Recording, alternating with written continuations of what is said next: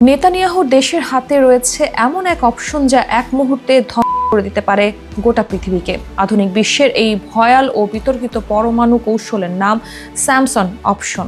এই কৌশলটি মূলত ইসরায়েলের পরমাণু নীতির কেন্দ্রবিন্দু, যার মূল মন্ত্র আত্মঘাতী হলেও শত্রুকে চূড়ান্তভাবে ধ্বংস করা।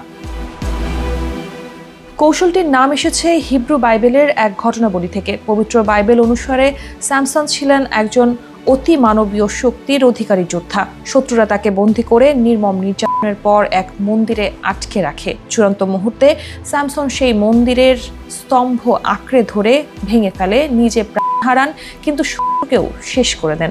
এই প্রতিশোধের নীতিই আজ পরমাণু অস্ত্রের রূপ পেয়েছে তেল আবিবের স্যামসন অপশনে।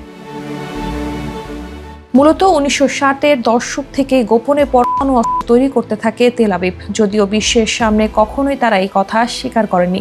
বিশ্বের বিভিন্ন গোয়েন্দা সংস্থার তথ্য মতে তাদের কাছে বর্তমানে প্রায় 80 থেকে 90টি পরমাণু বোমা রয়েছে। শুধু বোমা নয়, আছে এসব ব্যবহারের উন্নত দূরপাল্লার ক্ষেপণাস্ত্র, সাবমেরিন থেকে উৎক্ষেপণযোগ্য পরমাণু অস্ত্র এবং যুদ্ধবিমান থেকে বোমা ফেলার ক্ষমতা। কেউ যদি এই দেশকে ধ্বংসও করে দেয়, তাহলেও বেঁচে থাকা সাবমেরিন বা দূরবর্তী ঘাঁটি থেকে তারা পাল্টা হামলা চালাতে সক্ষম। সাবমেরিন পরিভাষায় একে বলা হয় সেকেন্ড স্ট্রাইক ক্যাপাবিলিটি। এই নীতির মূল বার্তা, তুমি যদি আমাকে ধ্বংস করো, আমি তোমাকেও নিয়ে মরব।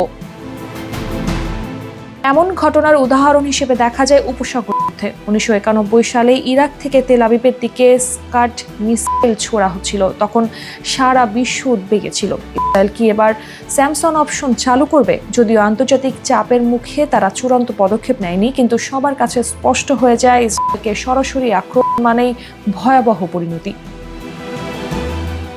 সমালোচকরা স্যামসন অপশনকে অভিহিত করেন পাগলা কুকুরের শেষ কামড় বলে, কিন্তু ইসরায়েলের মতে এটি পাগলামো নয়, বরং একটি বাস্তববাদী কৌশল। দেশটির সাবেক প্রতিরক্ষা মন্ত্রী মোশে দায়ার একবার বলেছিলেন, আমাদেরকে এমনভাবে প্রস্তুত থাকতে হবে যেন সবাই ভাবে এটা এক পাগল কুকুর যার দিকে তাকানোরও সাহস নেই।